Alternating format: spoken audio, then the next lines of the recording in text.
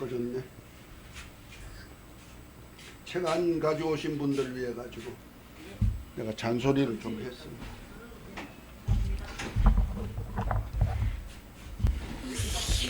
자, 책은요 50페이지, 성령의 사역 책 50페이지. 여기는 어떻게 49페이지로 되어 있어요? 안 가져오신 분들은 이 앞에 우리 변 전도사님이 이렇게 크게 만들어 줘 가지고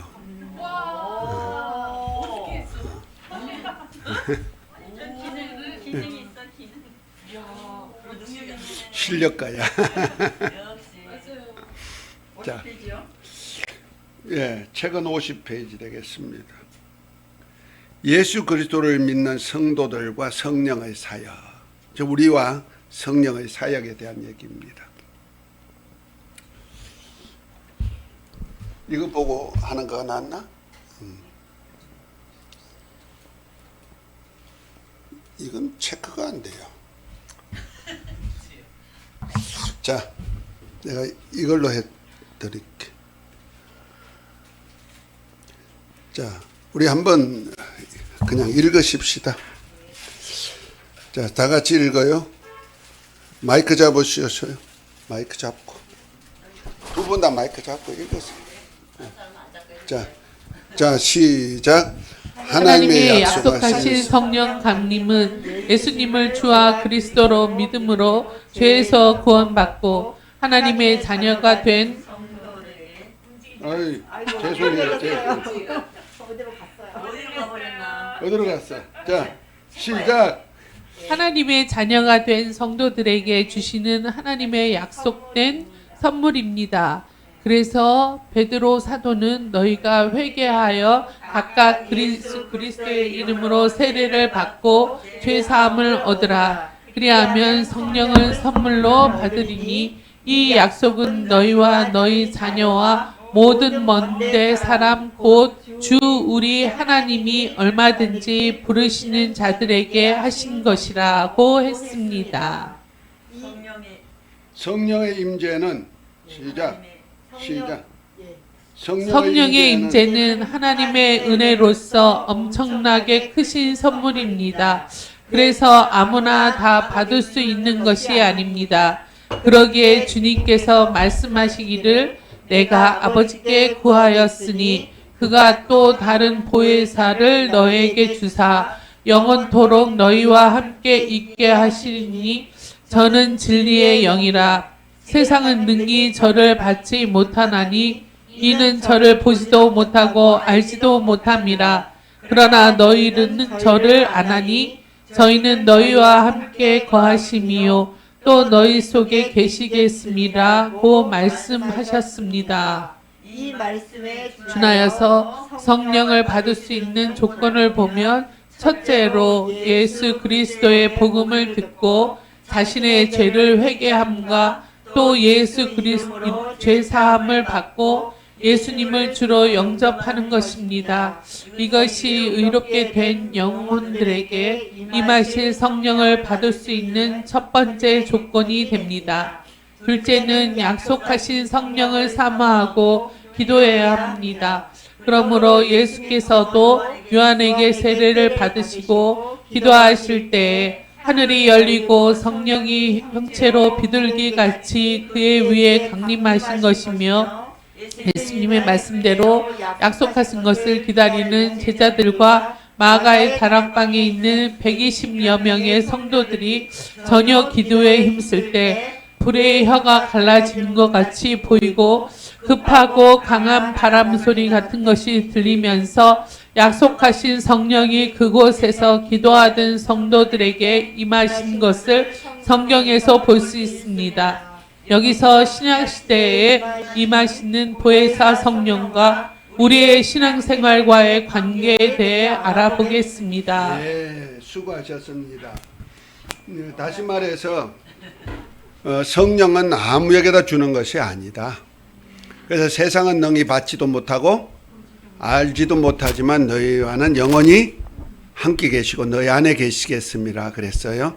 이것을 보혜사 성령인데 너희라고 했을 때는 예수님을 따랐던 제자들을 얘기하는 거죠. 그래서 아무에게나 주지 않고 꼭 예수님을 따랐던, 우리가 하나님을 믿으면 된다 이런 뜻이 아닙니다. 구약 시대는 하나님을 믿었지만 보혜사 성령이 계셨다 안 계셨다? 안 계셨다. 우리 안에 안 계셨단 말이야. 성령은 아버지 안에서 감화 감동을, 은사적인 성령은 행하셨을지라도 사람과 함께하는 보혜사 성령은 계시지 않았다. 주님이 영광 받으신 후에 아버지께 구하여서 이제 오신 성령은 반드시 믿는 자에게 받을 성령이다. 아멘. 그 믿음이 없으면 안 된다. 믿어야 된다. 그래서 예수님을 믿고 회개하고 예수님을 믿고 회개하고 죄사함을 받은 자에게만 임하신 성령이다. 아멘. 그래서 이 조건이 돼야 된다는 거죠.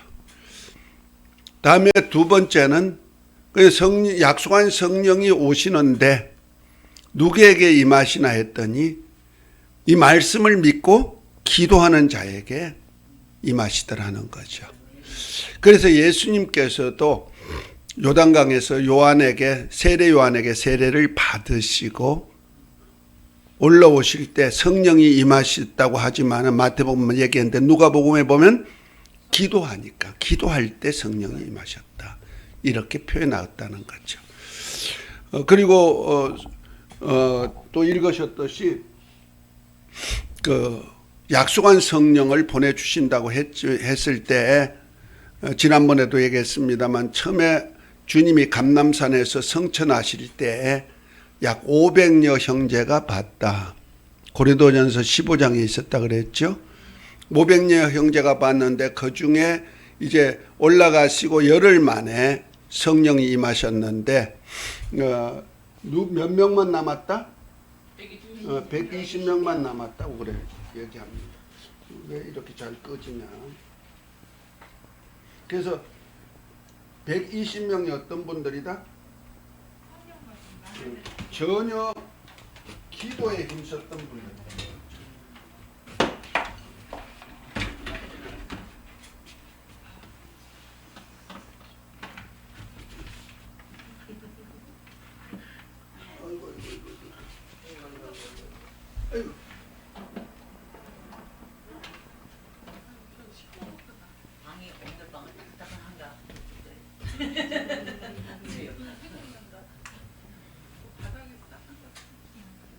전혀 준비됐나요?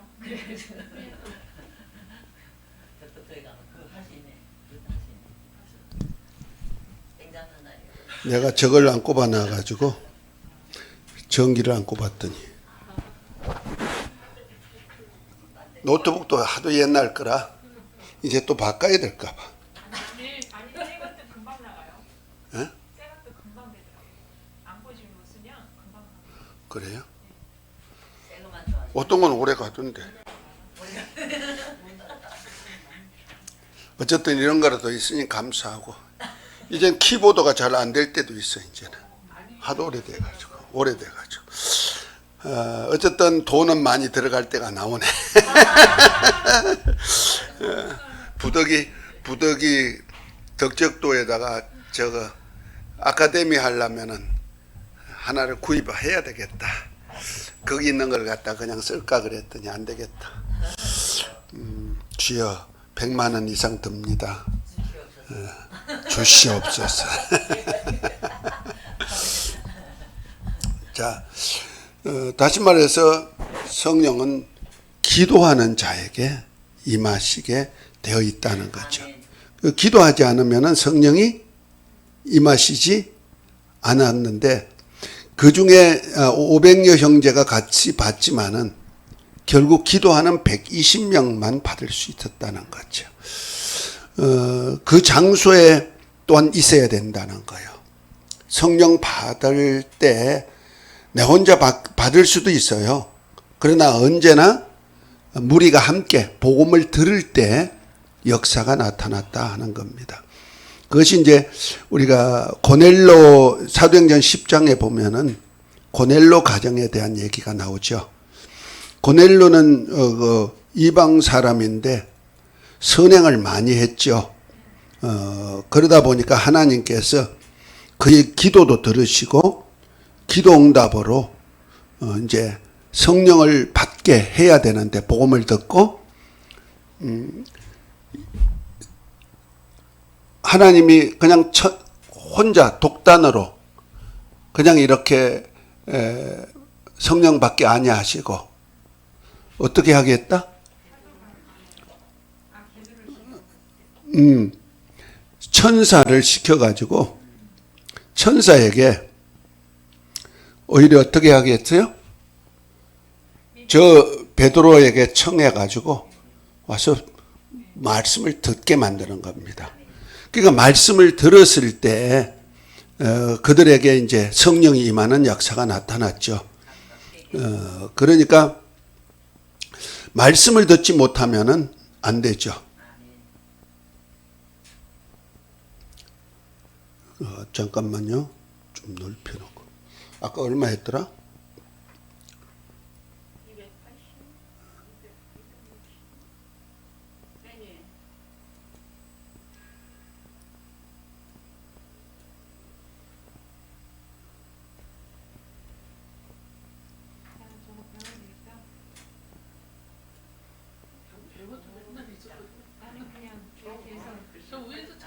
280. 그냥 나는 그냥 드래곤 해가지고 그냥 위에 가서 그거 숫자 그거 누르고 그냥 탁 커지는 거 그거 그렇게 쓰거든. 그거는 저가 되니까 글씨 전체가 커지니까 이거는 그때 화면만 커지게 만드는 거고. 자, 그 다음에 읽어봅니다. 51페이지. 신약 시대에도 성령이 외적 활동인 감화 감동이 있다 없다? 있다. 그래서 성령께서 감화 감동하시는 역사가 결코 구약에만 한정된 것이 아닙니다. 오히려 신약에서 더 풍성하다고 보아야 합니다.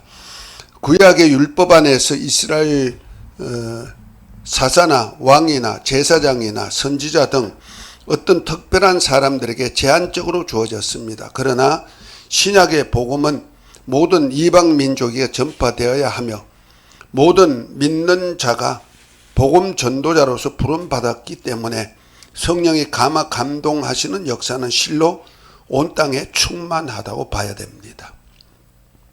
이는 모든 그리스도인이 성령의 외적인 사역인 성령의 감동하심을 받고 하나님의 일에 동참하는 것이기 때문입니다. 그러니까 내주하신 성령이 계시다 할 때도 성령의 감화 없이는 감화 감동 없이는 나가서 일하지 못한다는 거죠. 내 안에서 성령의 감화 감동하시 나가는데 나가서 복음 전한단 말이야. 복음 전할 때 그 상대편 복음을 받아야 될 사람은 지금 성령이 내주하심이 있다 없다? 없죠. 없는 사람에게 복음이 전해질 때 성령으로 예수님이 그리스도인 것을 믿게 만드니까. 그렇죠? 그러니까 성령이 역사한테 내주하셔가지고 그 사람으로 믿게 하는 것이 아니고 감화 감동하심으로 인해서 믿게 된다는 거죠. 마치 베드로가 주는 그리스도시요 살아계신 하나님의 아들입니다 고백할 때 그때 성령이 내주하심이 있다 없다? 없다 이 말이야. 그런데 주님 뭐라 하셨습니까? 바요나 시모나 복이 있다. 이걸 내게 알겠니는 하늘에 계신 내 아버지께서 알겠다. 아버지 성령이 알게 해서 알았다는 거죠. 그래서 성령으로 하냐면 예수님을 주라고 할 수가 없는 것이기 때문에 상대방이 이제 전도를 받고 내가 예수님을 믿어야 되겠구나 하는 마음이 들도록 누가 역사한다? 성령이 역사하는데 그것은 은사적인 성령이다. 곧 성령의 감화 감동하심에 의해 가지고 일어나는 고백이 된다는 거죠. 이해가 됐죠? 그러니까 보세요. 구약 때는 특별한 사람들, 하나님의 역사에 기름 부음을 받는 특별한 사람들에게는 성령의 감화 감동이 있었죠. 내주하심은 없었고 그런데 신약에는 모든 족속에게 복음이 전해져야 되고 이제 120명의 사도들부터 시작한 것이 그날에 제자의 수가 3천이나 더해졌고 사도행전 2장에 나오죠. 3장에 보니까 5,000명이 더 날아나고 그 다음에 보니까 무수한 수가 예수님을 믿는 제자의 수에 들어갔다는 거죠. 그렇다면은 복음이 그들로부터 막 전해지기 시작하잖아. 그러니까 성령을 임하신 보혜사 성령이 임하신 사람들이 권능을 받아서 예수님의 증인으로서 사역터에 나갈 때마다 성령은 그들이 전하는 복음 전하는 곳에 함께 역사하시는데 무엇으로? 감동하심의 역사가 나타난다는 거죠. 그러니까 그러다 보니까 구약의 사명자들에게만 부어줬던 감동하심이, 그래서 하나님의 뜻을 알고 하나님의 비밀을 알고 말씀을 했던 그가 이제는 신약시대에 오니까 복음 전도자가 가서 복음 전하는 데마다 하나님의 성령의 뭐가 임한다? 감동하심이 일어난다는 거죠. 신약에는 감화감동보다 내주성 아니죠. 믿기 전에는 감동 없이는 믿을 수가 없다는 거죠. 믿기 전에. 그러니까 내주하심의 성령과 권능을 받은 사람들이, 곧 내주하심의 성령을 받은 사람들이 예수님을 증거하는 증인으로서 복음 전하러 나간다는 거죠. 복음 전으로 나가는데 나가서 복음 전할 때 그 상대편으로 예수님이 하나님을 그리스도인 것을 믿게 할 때는 무엇으로 믿게 한다? 감동하심으로 믿게 한다. 요 순서가 있다는 거죠. 그러니까 믿는 그들에게 이제 누가 임하게 한다? 성령이 임하게 한다. 그것이 고넬료 가정을 통해서 보여준 사건으로 보면 되는 거예요. 그러니까 천사가 고넬료에게 나타나가지고 저 시몬 피장의 집에 가가지고 그 제자 베드로가 있는데 그를 청에다가 말씀을 들으라 했잖아요. 사도행 10장에 보면은. 그래서 베드로가 가서 말씀을 전할 때 성령이 임하신 거예요.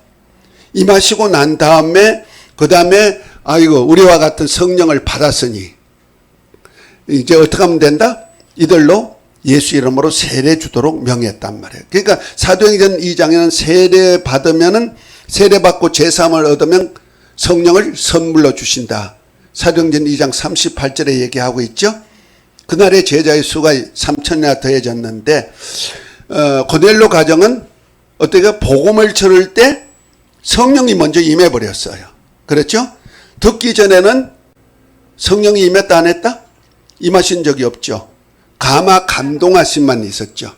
그래서 감동하심에 예수님을 믿게 되니까 그 다음에 성령이 임하셔서 이제 나중에 세례를 준 그런 예도 있다 하는 얘기죠. 어떻든 세례는 거듭남의 표시니까 그래서 내가 육의 사람은 죽어 장사 지내고 이제 하나님의 은혜로 인하여 의의 사람으로 다시 태어났습니다 하는 중생의 고백이 되다 보니까 이 고백을 성령 받은 후에도 시키더라는 거죠.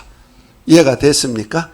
그러니까 이와 같이 성령의 외적 활동은 감동하심이 먼저 있어야 된다는 겁니다. 그래서 신약에도 성령의 감동하심이 있다 없다? 있다. 오히려 구약 때보다 더 많이 있다 하는 겁니다. 자, 그 다음에 신약에 임하신 성령은 내주하심이 있습니다. 감동만 있는 것이 아니고 뭐도 있다? 내주하심이 있다. 자, 거기 한번 읽어봅니다. 자, 책 있는 분들 한번 읽으세요. 신약에 임하시는 성령의 내주하심이 있습니다. 구약시대 하나님을 신앙하는 사람들은 약속은 받았으나 아직 영혼이 죄사함을 받지 못한 상태입니다. 그러므로 거룩하지 못한 영혼에 거룩한 영이신 성령이 임재할 수 없는 것입니다. 그러나 신약 성경은 성령의 감동하심과 더불어 사람 안에 내주하심이 있습니다.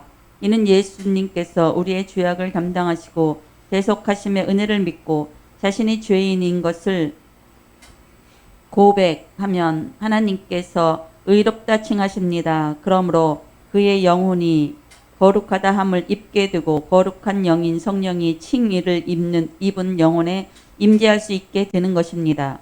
그러기에 주님께서 내가 아버지께 구하겠으니 그가 또 다른 보혜사를 너희에게 주사 영원토록 너희와 함께 있게 하리니 그는 진리의 영이라. 세상은 능히 그를 받지 못하나니 이는 그를 보지도 못하고 알지도 못함이라. 그러나 너희는 그를 아나니 그는 너희와 함께 거하시며 또 너희 속에 계시겠음이라. 고 말씀하신 것입니다. 그리고 그들에게 볼지어다 내가 내 아버지께서 약속하신 것을 너희에게 보내리니 너희는 위로부터 능력으로 입혀질 때까지 이 성에 머물라 하시니라 하시고 오직 성령이 너희에게 임하시면 너희가 권능을 받고 예루살렘과 온 유대와 사마리아와 땅끝까지 이르러 내 증인이 되리라 말씀하셨습니다. 우리가 알 것은 보혜사 성령은 하나님 아들 예수님께서 구속사역을 다 이루시고 하늘에 올라가셔서 아버지께 구하여 보내시기 전까지는 사람들에게 내주하신 적이 없었습니다. 그러므로 요한복음에는 명절 끝날 곧 큰 날에 예수께서 서서 외쳐 이르시되 누구든지 목마르거든 내게로 와서 마시라. 나를 믿는 자는 성경의 이름과 같이 그 배에서 생수의 강이 흘러나오리라 하시니 이는 그를 믿는 자들이 받을 성령을 가리켜 말씀하신 것이라. 예수께서 아직 영광을 받지 않으셨으므로 성령이 아직 그들에게 계시지 아니하시더라 하시고 또 내가 아버지께 구하겠으니 그가 또 다른 보혜사를 너희에게 주사 영원토록 너희와 함께 있게 하리니 그는 진리의 영이라. 세상은 능히 그를 받지 못하나니 이는 그를 보지도 못하고 알지도 못함이라. 그러나 너희는 그를 아나니 그는 너희와 함께 거하시며 또 너희 속에 계시겠음이라 말씀하셨습니다. 이렇게 성도들에게 임하시는 성령은 감화 감동만 하시는 것이 아니라 인격적으로 성도 안에 내주하셔서 그리스도의 인격의 열매와 권능을 나타내십니다. 아멘. 자, 뭔 얘기인지 이해가 됐습니까? 특별히 요한복음 7장 37절부터 39절에 보면은 그 예수님을 믿는 자들에게는 배에서 생수의 강이 넘치리라 했는데 이건 너희가 믿는 자에게 받을 성령을 가리켜 말씀하심이라 이런 말씀하시고 가로를 해놨어요. 거기 성경에 보면은 가로를 해놨는데 요 가로하면서 예수께서 아직 영광을 받지 않으셨으므로 성령이 아직 저들에게 계시지 아니하시더라 이렇게 했죠. 요거는 특별히 참조된 말씀이야. 기억해야 될 말씀이야 하면서 요한 사도가 예수님이 영광 받으시기 전에는 내주하신 성령이 계셨다 안 계셨다는 것을 강조하는 부분이에요. 특별히 이렇다는 거죠.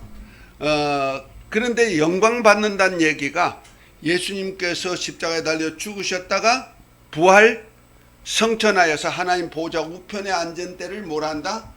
영광 받으셨다. 이렇게 영광의 보좌에 앉으셨다 하는 뜻에서 영광 받으셨다고 말하는 거예요.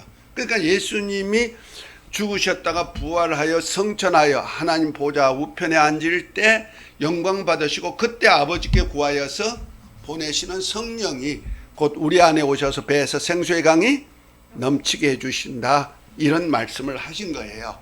그러니까 신약 시대에는 아무에게나 온 것이 아니고 죄사함을 받은 영혼이 믿음으로 의롭담을 받아야 된다는 것. 믿는 자를 의롭다 칭의, 의롭다 칭함을 받은 그들에게 하나님이 성령을 보내가지고 인쳐서 너가 이제 하나님의 아들이다, 거룩하게 됐다, 이걸 인쳐주는 거예요. 아멘. 그러니까 이 영혼이 성령으로 거듭남을 곧 의롭게 됨을 단번에 의롭게 되는 거예요. 그건 점진적으로 성화가 하는 점진적으로 의를 행하는 성화와는 달라요. 그러니까 순간에 믿는 순간에 믿음과 함께 하나님의 의롭담을 받게 만들고 의롭담을 받은 자에게 성령으로 인쳐 보정을 해주시는 거예요. 이해가 됐죠? 그래서 우리가 믿는 자다 안 믿는 자다 이것이 무엇으로 보정을 받냐면 성령으로 보정받아야 된다는 거죠.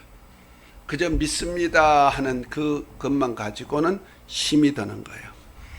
그래서 우리가 아들의 영을 내가 마음에 영접해서 죽었던 영혼이 아들의 영으로 거듭나면 이제 거듭나게 만드는 과정이 내가 하나님 앞에 죄를 회개하고 죄사함을 받은 그래서 의롭다함을 받은 그 순간에부터 시작된다는 거죠. 의롭다함을 받기 전까지는 안 되죠. 그러니까 구약 때는 의롭다함을 받을 수가 없죠.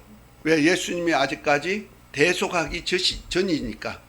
그 예수님이 죄를 대속하신 후에 이제 내가 이제 믿음으로 고백될 때만이 예수님의 그 은혜가 우리에게 임하여서 의롭다함을 받게 만든다는 겁니다.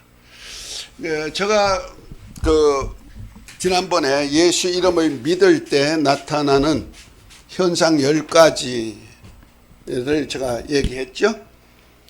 용서를부터 시작되지만은 첫 번째 뭐가 나온다? 회개의 은혜가 이루어진다는 거죠. 두 번째가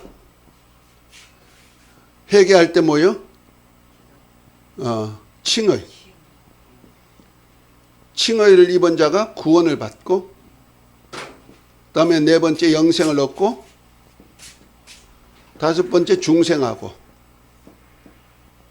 그 다음에 여섯 번째 뭐였는데? 하나님 나라가 되고, 후사가 되고, 일곱 번째 나라가 되고, 여덟 번째 제사장이 되고, 아홉 번째 땅의 왕이 되고, 11가지네. 열 번째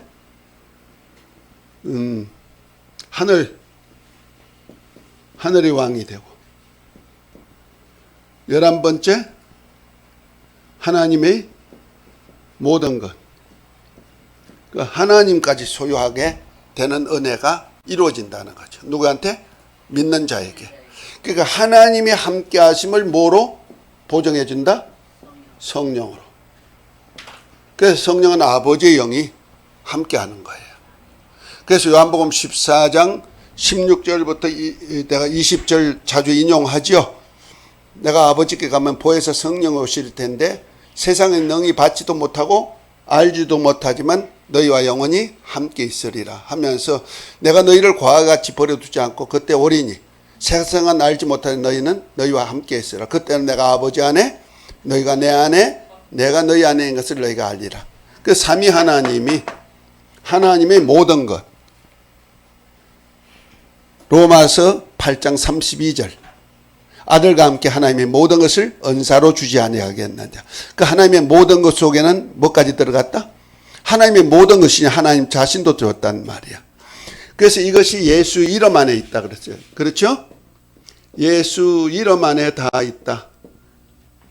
그래서 예수 이름 안에 용서부터 회개할 때 의롭다함을 받고 이렇게 하나님을 모실 수가 있는 것까지 되기까지는 누구 역사다? 성령의 감화 감동 역사 속에서 시작해가지고 이제 중생도 시키고 그 다음에 후사로서 사역하기 위하여서 성령까지 임마누엘 하셔가지고 이제 그 사역을 하게 했다는 거죠. 그것이 누구다? 하나님이 택감 받은 제 아들들, 창세전에 그리스도 안에서 하나님의 아들들로 택하심을 입은 자들이다 이 말이에요. 아멘. 그래서 거룩하게 된 예수님과 함께 한 형제가 된 거예요. 이것이 제사함부터 시작된다는 거죠. 예수님이 제사함을 해놓지만은 믿음이 없이는 안 돼. 그래서 이것을 예수 이름을 뭐 할 때로만 믿을 때만 이것이 가능해지는 거예요. 믿음이 없는 자에게는 안 되죠. 그래서 너희가 믿을 때 성령을 받았느냐? 믿을 때 성령을 받았느냐? 이 성령이 함께하는 성령, 이런 과정이 있다 이 말이에요. 이런 자격이 주어진다 이 말이에요. 학장님, 초신자가 예를 들어서 예수가 나의 죄를 믿었다고 믿잖아요. 그때부터 그렇게 회개가 들어가는 거예요? 회개가 제일 먼저죠. 내가 죄인입니다. 그래서 죄인인 것을 알고 회개치 않으면 안 돼요. 그래서 사도행전 2장에 보면은 너희가 각각 예수 그리스도의 이름으로 회개하고 세례를 받고 제사함을 얻으라. 그 거기에서 예수 이름을 믿을 때 지금 믿으면 믿는 자가 회개가 되지. 믿지 아니한 사람이 죄에 대한 것은 회개라고 하지 않습니다. 그것을 후회라 그러죠. 믿지 아니한 사람도 죄 짓고 왜 이래? 이러면 안 되는데 그러잖아. 그것은 후회지 회개라고는 하지 않습니다. 회개는 믿음 안에서만 쓸 수 있습니다. 이 곧 죄에 대한 것을 고백한 것을 들으시는 그분의 은혜로 용서함을 받을 수 있는 그것을 회개라고 말하는 거예요. 그러니까 죄인인 것을 깨닫지 못하면 회개가 일어날 수 없죠. 그것이 이제 마태복음 3장에 보면은 세례 요한이 요단강에서 회개케 하는 세례를 줍니다. 그때 바리새인이나 율법사나 서기관들, 제사장들 이런 사람들은 자칭 의롭다는 분들이거든요. 그 의롭다는 사람들은 세례 요한에 와서 세례 받는다? 안 받았어요. 그런데 그러니까 뭐랍니까? 너 독사의 자식들아 이렇게 표현하는 거예요. 독사의 자식들아 너희가 말하기를 아브라함의 자손이라 하지 마라. 하나님의 능히 돌들로도 아브라함의 자손을 데리게 하리라 하시면서 뭐라 합니까? 너희가 회개에 합당한 열매를 맺고 나오라. 그렇지 않으면 이미 도끼가 나무 뿌리에 놓였으니 찍어 불에 던져버린다 그랬죠. 그러니까 보세요. 그 회개에 합당한 열매를 맺고 나오라 그랬어. 회개하려면 무슨 열매가 있어야 된다? 회개하는데 필요한 열매가 있다는 거예요. 회개하려면 뭐가 있어야 돼? 내가 죄인입니다 하는 고백이 있어야 되죠. 죄인이 있어야만 회개가 되고 회개케 하는 세례를 받을 수가 있는 거예요. 이해가 됩니까? 그런데 바리새인이나 서기관이나 율법사나 제사장들은 날마다 의롭게 되는 삶을 살았고 의롭게 되는 신앙 행위를 가졌으니까 회개할 것이 있다 없다? 없다고 생각한다는 거예요. 그 본질적으로는 죄인인 것을 알지 못한다 이런 뜻입니다. 의인이라고 생각했다는 거죠. 그래서 우리 신앙생활은요. 내 영혼이 죄인이라는 것부터 알아야 시작되는 거예요. 너희가 뭔 죄 지었다 이걸 말하는 거 아니에요. 시편 51편을 한번 봐요. 시편 51편. 다윗이 우리아의 아내를 간통하고 그 다음에 우리아를 해하고 난 다음에 그 다음에 하나님이 책망하니까 그때서야 나단 선지자를 통해서 책망하고 난 다음에 듣고 한 얘기가 뭐냐면요. 하나님이여 주의 인자를 쫓아 나를 긍휼히 여기시며 주의 많은 자비를 쫓아 내 죄가를 도말하소서. 나의 죄악이 말갛게 씻기시며 나의 죄를 깨끗게 제하소서. 대저 나는 내 죄가를 아오니 내 죄가 항상 내 앞에 있나이다. 그 내 죄가 항상 내 앞에 있다는 거죠. 나는 뭐다? 원래 죄인이단 말이야. 아무리 의롭게라도 죄인이란 이런 뜻입니다. 그러면서 하는 얘기가 뭡니까?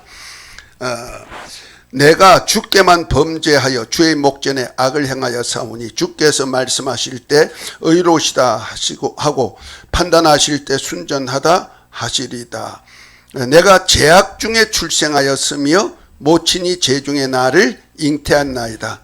중심의 진실함을 주께 원하오니 내 속의 지혜를 알게 하시리다. 이렇게 말합니다. 그러니까 다윗은 자신이 죄인인 것을 어디서부터? 태어날 때부터 죄인이었다는 것을 고백한다는 거죠. 네가 뭔 죄 지었다 이것이 중요하지 않다는 거죠. 본질적으로 너는 누구다? 죄인이다는 것을 아는 거예요. 그 율법이 뭐냐? 너는 죄인이요. 원래 죄인인데 죄인인 것이 무엇인지 죄인지 모르니까 율법은 너가 이런 죄 때문에 현실로 나타난 이것이 죄인이 아니냐. 결과적으로 현실 죄만 해결케 하는 것이 아니고 뭐다? 너는 본질적으로 죄인인 것을 알게 한다는 거예요. 그러니까 그런데 우리 아담 안에서 모든 사람이 죄인이잖아요. 아담의 불순종 죄로 해서 인류가 다 죄인이 됐다는 사실을 모르고 있으니까 거기에 대해서 회개할 수 있도록 하나님이 역사하셨다는 거죠. 그것이 사도 세례 요한으로부터 회개케 하는 세례가 되죠. 그렇죠? 그 회개가 필요해. 회개하는 사람은 반드시 하나님의 의를 이루는 예수 그리스도로 인한 세례가 필요하다는 거죠.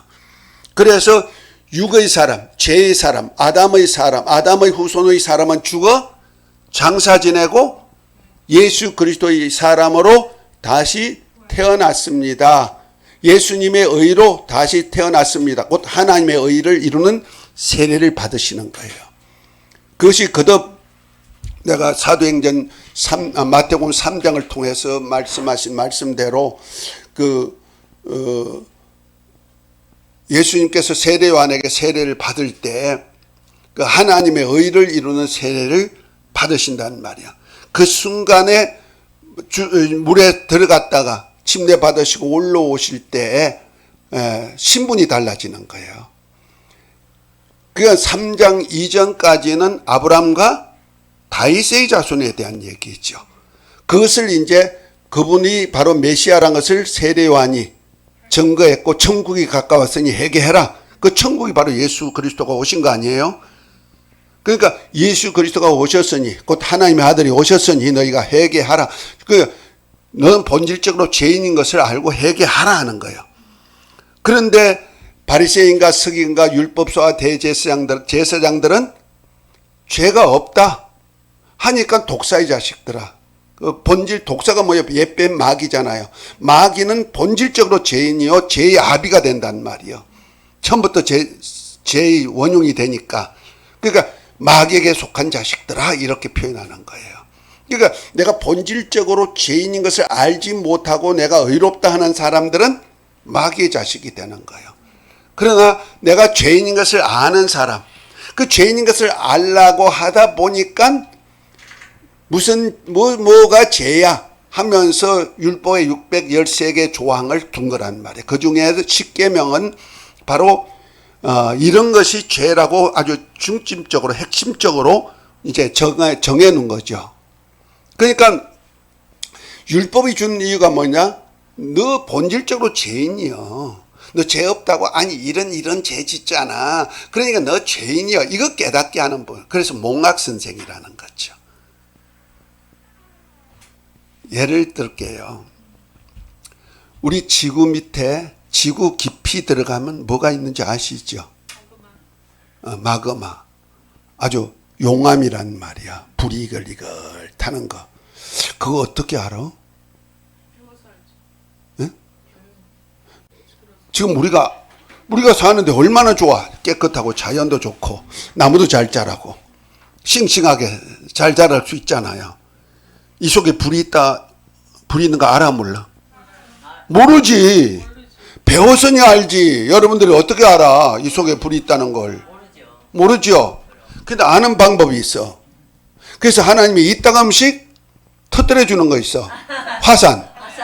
그렇죠? 너희 불이 이 속에 불이야. 세상에 하나님이 마지막 날 불로 심판해. 이거 지옥불이야.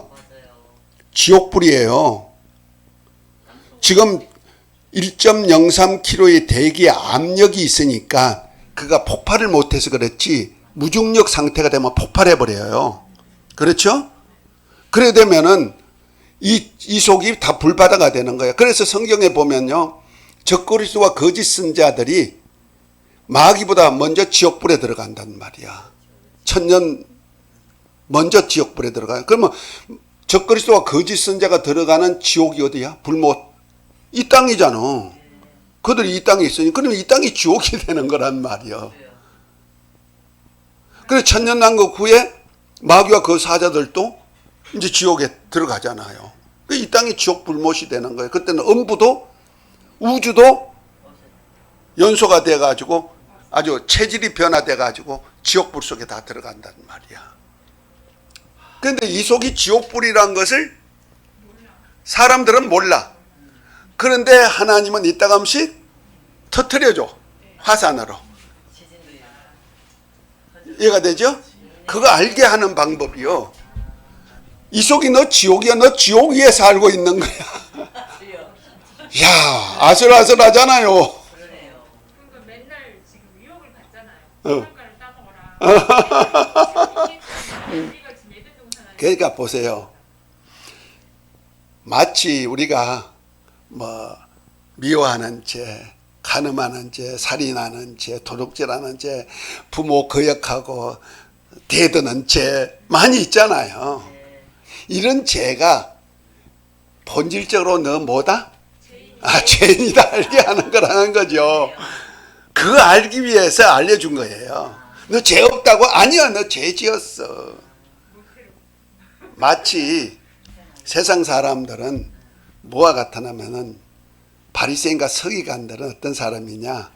율법사들, 바리새인, 율법사 이런 사람들이 요한복음 8장에 보면은 간음 중에 잡힌 여자를 데리고 오죠. 붙잡아 예수님께 데리고 왔단 말이야. 데리고 와서 하는 소리가 뭡니까? 모세의 율법에는 간음한 자는 돌로 쳐 죽이라고 했는데 선생은 어떻게 하리까? 하고 묻죠. 그때 그자들이 지금의 신약의 지금 현재는 다 목사님들, 자매님들 다 믿는다고 아니 꼭 그렇다고 생각하면 안 돼. 왜냐면 세상 사람들은 더 아니 그러니까 일단은 그들이 제사장님 그 당시엔 종교 지도자들이죠. 그러니까요. 지금 우리는 목사를 구별할 수가 있죠. 목사하고는 질이 달라요. 자, 신약이 비유하죠. 말씀을 가리키고 자, 있는 거에 대해서 예. 그런데 그들이 예수님께 데리고 왔단 말이야. 율법이 하는 일이 뭐이다? 그들은 바리새인 율법자들이에요. 바리새인들은 율법을 잘 지켜 어릴 때부터 잘 지켜 사는 흠이 없는 자들, 깨끗한 자들, 바리시움 곧 구별된 자들이란 말이야. 그 다음에 율법사들은 뭐요? 율법을 다스리고 가르치는 자들이 있죠. 이들이 간음 중에 잡힌 여자를 데리고 어디까지 왔다? 예수님께 왔다. 이거 율법이 하는 일이죠. 율법이 하는 일이 뭐냐? 죄인을 그리스도께로 이끌어 가는 생활을 하는 거예요. 그래서 예수님께서 그들에게 니들도 죄인이야 알려줘야 되잖아. 그 방법이 무슨 방법이냐? 예수님께서 그들을 돌로 칠 테니 어떻게 하릴까 하니까 예수님이 어떻게 했더라? 앉아서 글을 쓰셨다. 글을 썼는데 그들이 글 쓴 것이 무슨 글인지 몰라. 그런데 우리가 유추할 수는 있어. 왜냐하면 그들도 회개할 수 있는 자기들도 죄인인 것을 알고 늙은이부터 젊은이까지 돌을 넣고 돌로 치러 왔던 사람이 돌을 넣고 갔다. 그러니까 모두가 뭐다? 나도 죄인이구나 깨닫게 하는 방법이란 말이야. 그러니까 바리새인이나 율법사들은 지가 의롭다고 자처하는 사람들 아닙니까? 그죠? 그러니까 회개가 필요한 자들이란 말이야. 그래서 회개하라 독사의 자식들하고 세례요한이 얘기했던 거예요. 그들이 간음 중에 잡힌 여자를 데리고 와서 이 여자가 죄인인데 모세율법에 돌로 치라니까 선생은 어떻게 하래까 물으니까 예수님께서 쓰셨어. 그것이 나는 십계명이다 이렇게 표현해 주죠. 왜? 율법의 강령 중에 가장 핵심이 십계명이죠. 그 1계명에서 4계명까지는 그들은 잘 지켰을 거예요. 그렇죠? 5계명부터 10번째 계명까지는 이제 하나 둘 나는 지켜서 안 지켜서 이렇게도 했겠죠. 그런데 마지막 9번째 계명은 뭐냐? 내 이웃에게 거짓 증거하지 말아라. 가만히 보니까 법정에선 내 이웃이 미운 사람이 있어. 거짓 증거한 사람도 있겠죠. 지도자로서 변호 역할을 하는 거니까. 자기 이득을 위해서 거짓 증거도 했겠죠. 그럴 때는 어떻게? 죄를 범한 거죠. 그럼 마지막 10번째는 뭐예요? 내 이웃의 것을 탐하지 마라. 남종이나 여종이나 남의 아내나 남의 것 탐하지 말라 했다. 탐심이 죄라는 거죠. 그런데 가만히 보니까 탐했어 안 했어? 응. 늙은이가 많이 지었을까? 젊은이가 많이 지었을까? 늙은이가 많이 지었으니까 늙은이부터 돌을 놓고 가니까 나중에 젊은이까지 다 가버렸어. 그러니까 예수님께서 그 여자에게 너를 정죄한 자가 없느냐 그랬어요. 그러니까 여자가 없나이다. 그러죠? 그러니까 모든 사람은 뭐다? 죄인이다. 너만 죄인이 아니고 저들도 죄인이야. 너를 정죄할 수 없다. 그러면서 주님이 나도 너를 정죄하지 않으려니 가서 다시는 죄를 범치 말라. 두 가지를 주죠. 하나는 은혜죠. 회개를 통한 뭐예요? 용서죠. 용서. 그 용서받은 표가 세례받는 거란 말이야. 이해가 됐죠? 세례받은 자를 의롭다는 자들을 이제 구원시켜서 영생으로 거듭나게 만든단 말이야. 할렐루야? 그러니까 이 순서가 있다는 거죠. 지금 순서를 얘기하는 거예요. 그래서 결과적으로 누구까지? 하나님까지 모실 수 있는 자가 된다. 이것이 바로 보혜사 성령이 우리 안에 오신단 말이에요. 그래서 예수 이름 자체가 자기 백성을 죄에서 구원할 자 임마누엘. 이해가 되죠? 자기 백성을 죄에서 구원할 자. 여기까지죠. 그 다음에 그들을 영생케 해가지고 그 다음에 어디? 하나님 자신도 모시게 임마누엘 하도록 만들어주는 것. 예수 이름을 믿기만 하면 된다 이 말이야. 그 믿음으로 내가 믿음의 시작점이 뭐요? 회개하고 죄사함을 받는 표로 내가 세례 받는다는 거죠. 그래서 육의 사람은 죽어, 죄의 사람은 죽어 장사 지내고 예수 그리스도로 의롭다함을 받는 자가 되는 거예요. 칭의. 그 의롭다함을 받아야 구원에 이를 수가 있고 영원한 생명을 얻을 수가 있죠. 그 전부터 영원한 회개도 안 하는데 영원한 생명이 주어진다? 없다는 거죠. 자, 이런 순서가 있는데 우리 보혜사 성령은 결과적으로 믿는 자에게 오는 성령이다. 구약의 여호와를 믿는 자에게는 여호와는 구원의 이름이 아니기단 말이야. 죄에서 구원할 자의 이름이 아니고 임마누엘의 이름이 아니요. 스스로 계신 하나님, 경배 받으실 하나님의 이름이신데 어디다 두어서 구약의 성전에다가 성전 언약궤에다가 여호와란 이름을 두어가지고 그 여호와란 이름 하는 궤를 중심으로 해서 세워지는 거예요. 그런데 그러니까 하나님이 바깥에 계셨을 때 사람과 함께 하지 아니한 하나님, 그분이 거룩하다고 인정하는 장소에만 계시는 하나님. 그러니까 이 땅에는 거룩지 못하니까 우주 안에는 거룩함이 없으니까 하늘에 계시단 말이야. 그때죠. 그러나 이제 그 예수님이 하늘에 계신 주님이 이 땅에 오셔서 우리 죄를 위해서 대속제물로 죽어주시니까 우리 죄가 없는 상태가 되어버리죠. 아담이 죄 짓기 전에 생명체, 그냥 영원한 몸을 가진 생명체지요. 그와 같은 상태가 우리가 지금 돼 있다 생각하면 되는 거예요. 내 죄는 누가 담당하셨다? 예수님이 담당하셨기 때문에 죄 없는 몸을 가지고 있단 말이에요. 다만 내가 이제부터는 의롭다함을 받을 수 있는 것은 내가 본질적으로 죄인이었던 것을 깨닫고 회개할 때 역사가 이제 그때부터 이루어지기 시작하는 거예요. 그래서 사도행전 2장 38절에 너희가 회개하고 각각 예수 그리스도의 이름으로 세례받고 죄사함을 얻으라. 그래야 하면 성령을 선물로 준다. 죄사함의 표가 칭의죠. 의롭다 칭함이죠. 자, 이런 순서 속에서 우리가 성령이 임만을 했다. 그래서 우리가 성령 받고 방언하고 막 이런 것이 결과적으로 방언, 은사 이런 것이 위주가 아니고 너가 누구다?